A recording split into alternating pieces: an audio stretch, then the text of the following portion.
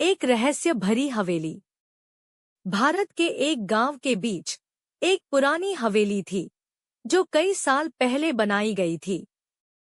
गांव के बुजुर्ग लोग कहते हैं कि इस हवेली में एक अजीब शक्ति का बसेरा है।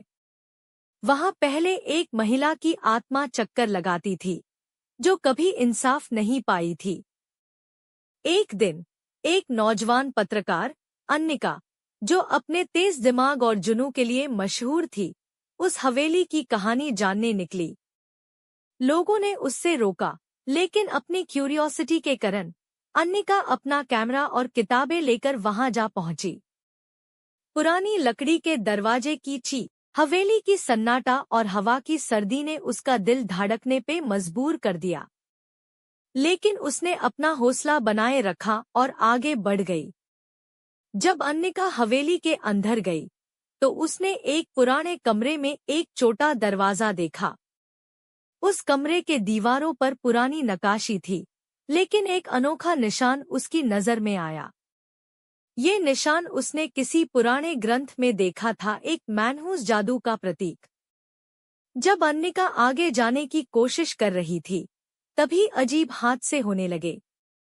चीज़न अपने आप हिलने लगी, धीरे धीरे आवाजें गूंज उठी और एक ठंडी सी छुअन उसके कंधे पर महसूस हुई।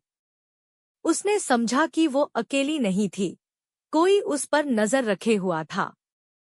तमाम सच्चाई के करीब आने से पहले ही बिजली काट गई और अंधेरा छा गया। एक तेज, भयानक चीख ने सन्नाटे को चीर दिया और फिर एक जोर की आवाज आई। जब बिजली वापस आई, अन्निका वहां से गायब थी।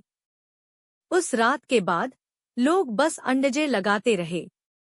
कई लोग कहते हैं कि अन्निका हवेली की कहानी का हिस्सा बन चुकी थी, जबकि कुछ लोग समझते हैं कि वो जिंदा है, लेकिन अपनी जान की कीमत पर। हवेली आज भी वही है, अपने राज को छुपाए हुए। गांव के लोग आज भी उसके बारे में कहानियां सुनते हैं, लेकिन सच कभी सामने नहीं आता।